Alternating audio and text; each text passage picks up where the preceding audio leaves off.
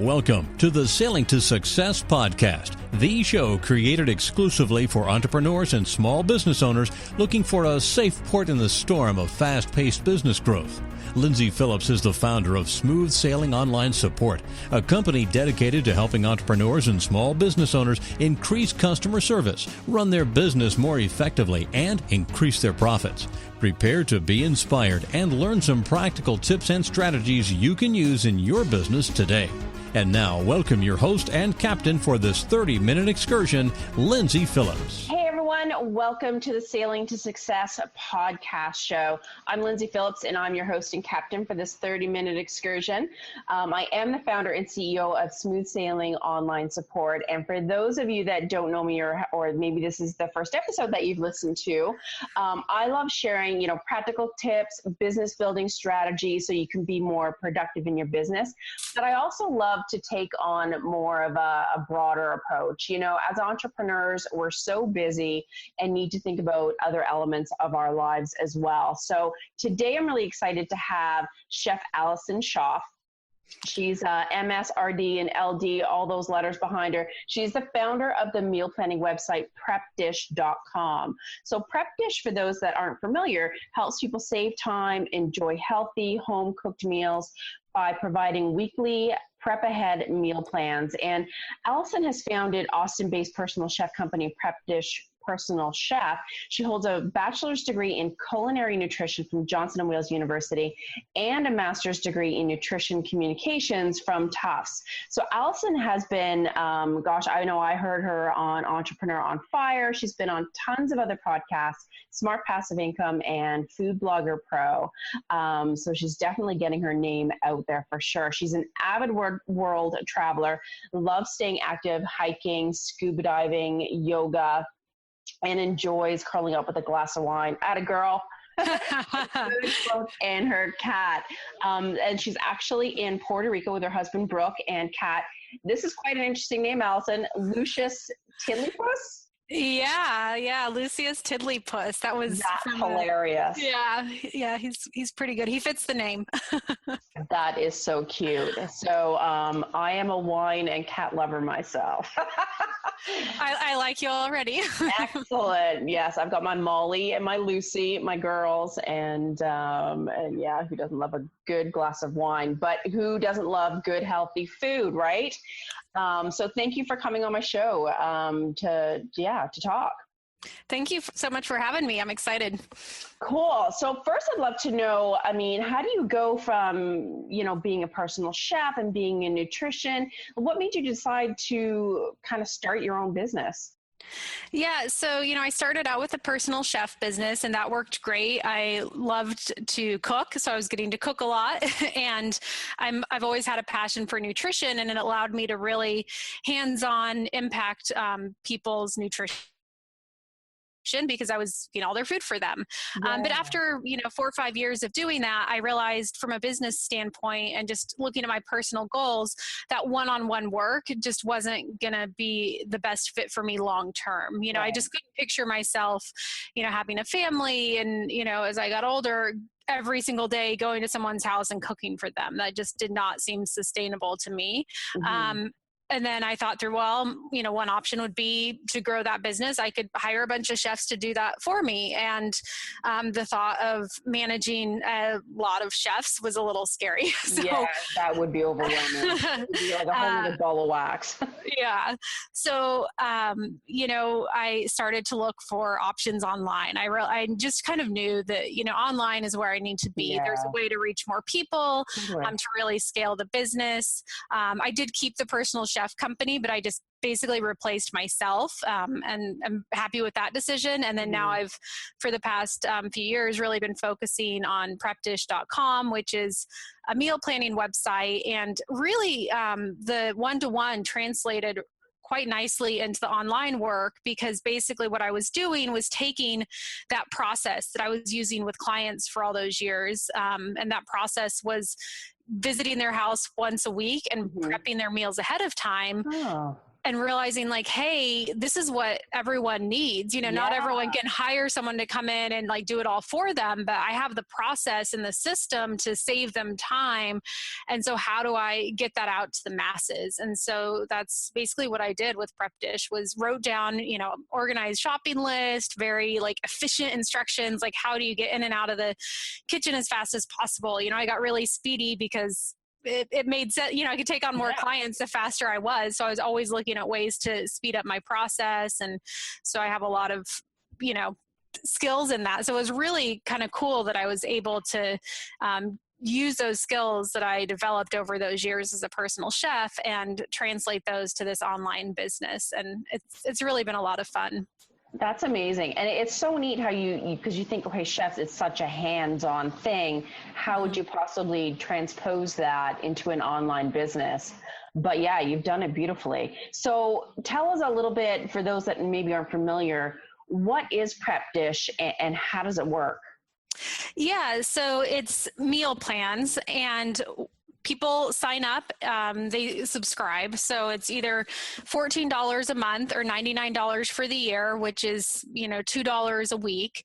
And each week I send out what I call a meal plan, and that's 3 pieces. One is an organized grocery list. So how do you get in and out of the grocery store as fast as possible?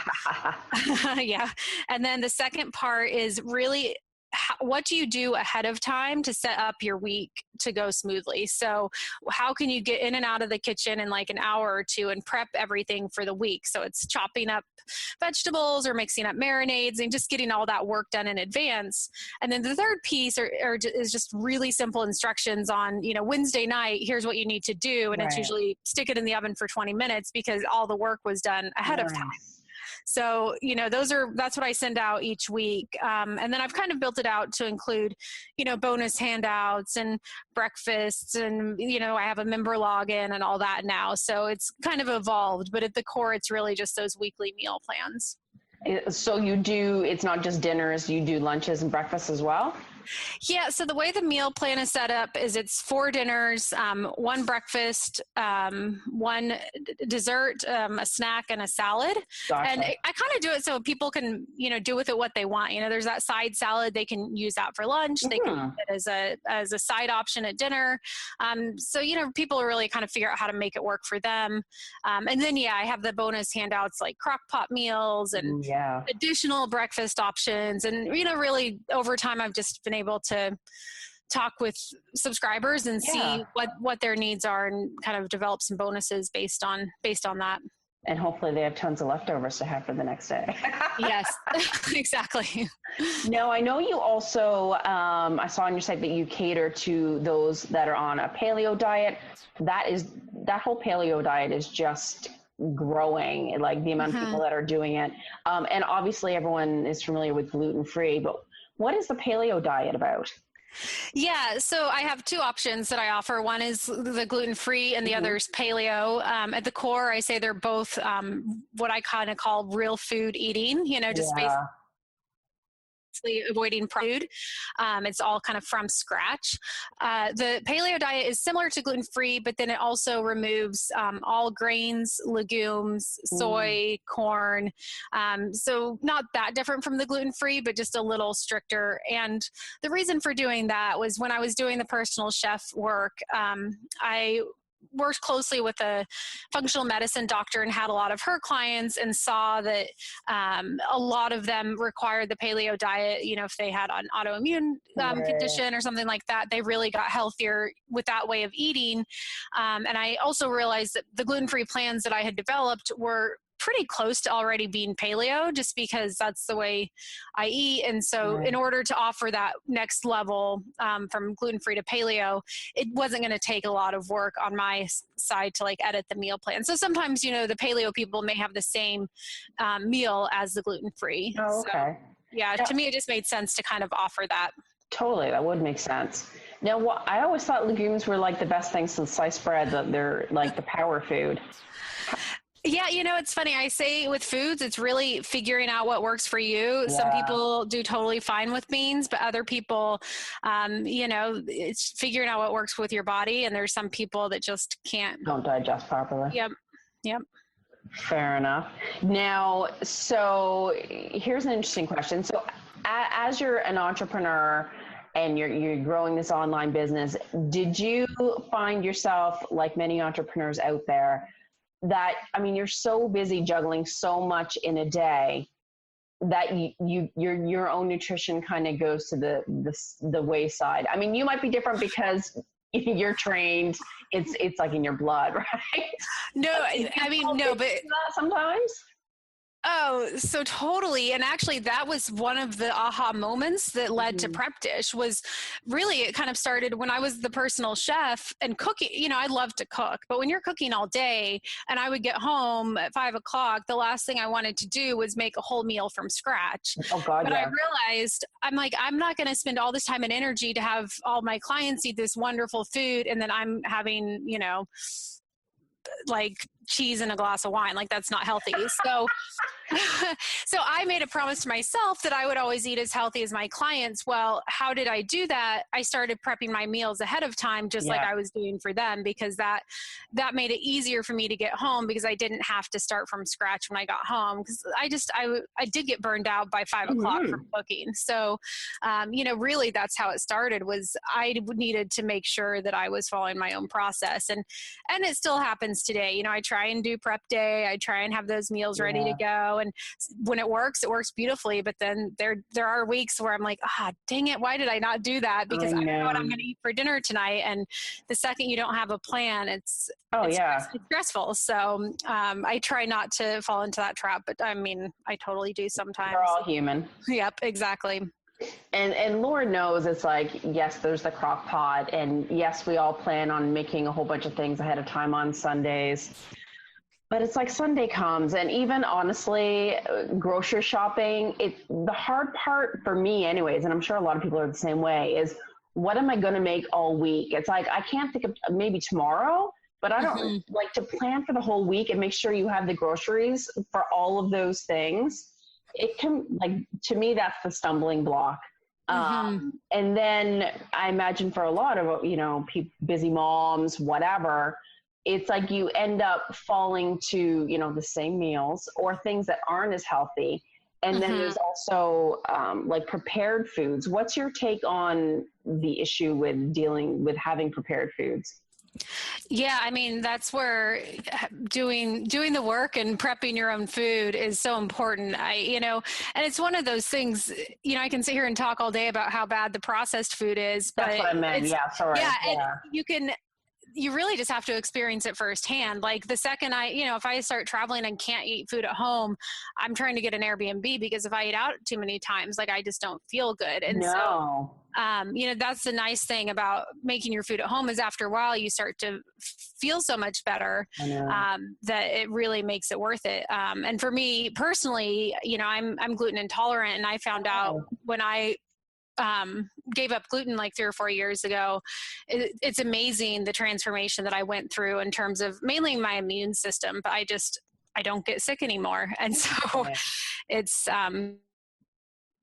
kind of crazy how much food can impact how you feel and your energy levels and your immune system and just everything. So. I know. And it's so often, it's like people take it for granted that, you know, there's so many food myths out there too, but it's like you grab a package of something and it says it's, you know, blue line, all healthy, but it's like, you know, the regulations out there aren't necessarily perfect either. So people take it for granted that this processed food or whatever it is healthy, but it's unfortunate that people are misinformed. You know what I mean? Yeah, no, it's definitely a tough environment out there. It is. And yeah, so your service, so again, it's like again, for me, it's, oh my God, what am I going to do? I can't think of anything. You're telling everyone, okay, here's your plan. Here's what you need to buy. Here's what you need to cut. And then it's done. And then at the end of the day, you don't have to think about it. Yeah. Like that's the key, is not having, and I like to kind of give the example, like at the end of the day, you're mentally fatigued and you don't want to make any more decisions. And so having the decision of what to eat already be, having that decision already be made is so freeing, and it just makes dinner enjoyable. Because otherwise 5 o'clock is the wrong time to be making any sort of decision, right? That is so true. So yeah, you want that decision to already be made before it gets around to dinner time, because then it's easy. Like if you already know, like, oh, well, this is what I'm having, then you just go home and do it. But if you're trying to figure that out at 5 o'clock, I don't know. It's a mental struggle. The only thing you want to figure out is if you're having a glass of white or red. Yes. So what do you feel is a lot of the mistakes that entrepreneurs or busy moms or people do nutrition wise?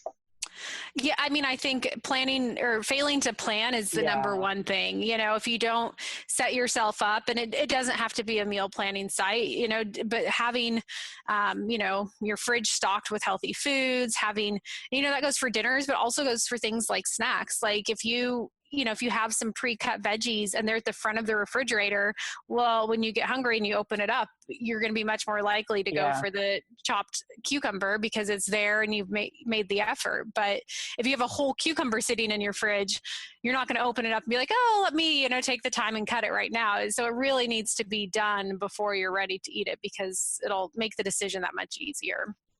That is so true. It's like we have started been eating healthier in the past month or so. And all the fruit, I do actually take the time to pre-cut it all and put it in containers. Nice. I know. But then I noticed the kids grab it so much easier. Mm-hmm. And same with myself. I'm like, yes, it does work. Yeah, I mean, the reason people reach for processed food isn't always like, oh, you know, it's not like it tastes better. It's convenience, right? I know, and so totally. You kind of have to think through your own, you know, trick your own self into having the healthy food be the more convenient option. So like I said, if you open up the fridge and that healthy food is the most convenient thing, you've kind of already tricked yourself into making the best decision. Now, for those that, again, don't necessarily understand paleo or gluten or can't envision what that meal looks like, like what is one of your most popular gluten-free meals that you have? Yeah, so it's funny. I say that the meals are gluten-free, but with none of the weird gluten-free free food. There are some weird things. You know, it's protein and vegetables. So like, you know, a piece of balsamic salmon with roasted broccoli and tomatoes and mushrooms and potatoes, like roasted veggies, or, you know, a chili, or you could do a lasagna, just, you know, not with you either use vegetables as noodles or you can use gluten-free pasta. And then, I mean, just really like all of the dishes are not anything that you would think like, oh, this is gluten-free. Right. Because it's interesting, 80%, I think it's 80% of our subscribers don't actually stick to a strict gluten-free or paleo diet. They just like knowing, you know, they feel better when they eat that way. And so they'll use the plan, even though maybe that's not 100%, you know, a diet that they follow. So, or just the recipes look and smell and taste delicious. Irrelevant, like the label of it being gluten-free or paleo is irrelevant. It's just a great recipe. They just like feeding their family the real food and something that they'll feel better after eating versus, you know, feeling tired or something like that. Exactly. So what's some of the feedback that you've been getting? Oh gosh, busy moms love me. I bet. Busy entrepreneurs love me. You know, the people that don't have time and don't want to think about their meals, they love it. You know, it's really, I get a lot of positive feedback. So, you know, anyway, I do a Facebook group page, and I don't know, depending on the businesses of the listeners and everything, but I found that Facebook group page is such a cool way to connect with people, you know, connect with my audience, and for them to connect with each other.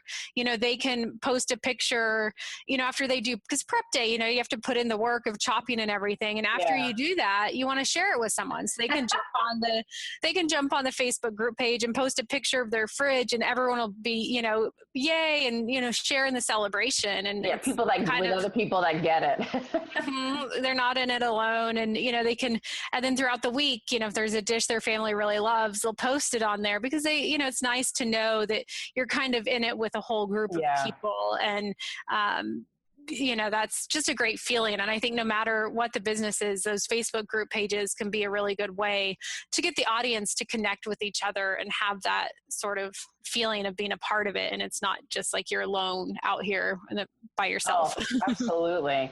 And I was kind of surprised that you said chili, because again, it's a mindset thing. You think, okay, chef, you think healthy food, paleo. So you sort of think, okay, weird, fancy, really simple dishes, not necessarily comfort food that also your child is going to like. So that's great that you have those kinds of recipes as well. So why don't you share some of the other menu items that you have? Oh, goodness. So the lettuce wraps are really popular. It's kind of like an Asian style lettuce wrap. I have, I'm like, I know there's probably too many. No, but I do a lot of sort of marinades. So like paprika, chicken legs, or a lot of like cilantro lime marinade for salmon is really good. I'm trying to think, I'm doing some recipe testing. I'm doing a puttanesca sauce, which is like a tomato-based sauce with fish baked inside of it. Mm-hmm. I've been doing some new shrimp dishes, and for the winter, I try and do. So I kind of look at it seasonally too. So for the winter, good. I'll do more of the crock pot or braised meats and stuff like that. And then in the summer, I love doing things on the grill, or a really good salad, or popsicles, like an all fruit popsicle for dessert is really fun. So it's kind of nice too to be able to really look at it seasonally, and each season there's all these new dishes. In the fall and winter, I do like a baked apple that's stuffed with a dried fruit and nut filling, which kind of it's just amazing though. It tastes so good. So it's fun to be able to switch it up seasonally and always have new options. Are you gonna have a holiday special? Yeah, and I have a holiday, like a holiday ebook, and cool. I have a premium level subscription, and the premium subscribers get access to anything I've ever created, basically. Nice. And so that would include the holiday cookbook, and that it's not just week to week stuff, but kind of some ideas if you're entertaining. Exactly. And so the entertaining thing, I always like to give ideas of what can you make now and stick in the freezer for later and you can just pull it out when you have company. So, whether it's like a soup or a, lasagna or muffins or frittata, but there's so many dishes that you can make and then have waiting in the freezer for when your company shows up. Yeah, so you're not killing yourself the day of, because Lord knows you're cleaning your house top to bottom. Yeah, exactly. That is awesome. Do you get a lot of feedback about like kids and their input on the meals? Yeah, it's funny. Picky. They can be picky, and what was the one dish that I just had? Gosh, there was a kid that loved it, and she's like, I can't believe. I don't remember what it was. I think it was like a broccoli soup, but usually he didn't like broccoli, but because it was pureed. And I mean, I think that's part of it too, is like, you think that with a kid, you really have to introduce something several times before it'll be, depending, but it might take several introductions. And sometimes it's just presenting it in a different way. Like, well, maybe they didn't like, the roasted broccoli, but maybe they'll eat it raw, or maybe they'll eat it pureed in a soup. And so it just gives a chance to really try a lot of different versions. And each kid's going to be different too, because sometimes people say, well, you need a quote unquote kid friendly food, and well, there's plenty of kids that eat this dish, and then there's going to be some that won't. And so kid friendly is kind of almost a bad word in my vocabulary. I don't think there's really such things. So there's kind of ways around it, and it's nice because most dishes all have like maybe sweet potatoes and spinach and the protein. And so, if the kid doesn't eat one of the vegetables, still not starving. And yeah, I mean, it varies kid to kid and all of that. But a lot of the dishes, I remember what it was. So it was a chicken stuffed with artichokes and goat cheese with butternut squash on the side. And she said her kids just gobbled it up. And she's like, I never would have even thought to make them chicken stuffed with artichoke. no. She said they all loved it. So Sometimes if you don't tell them what it is inside. Yeah. As long as there's cheese in there. I know. Well, and sometimes it's, modeling the behavior too. If they see you, if you're not presenting it as, oh, I don't think you're going to like this. If you're saying, oh, I love this and I think you're really going to like it. So sometimes just it's the setup more than the actual food. Yeah, that is true. I know my son, he's a foodie. He watches the Food Network. His favorite meal is shrimp and steak, of course. But he will eat broccoli if I make the broccoli cheese chowder. There you go. But he won't eat broccoli on its own. So that is so true. Well, it sounds like you've got a wide range of recipes, and love that you make it easy. And having a shopping list, because sometimes that's just, even having to think about it, it hurts.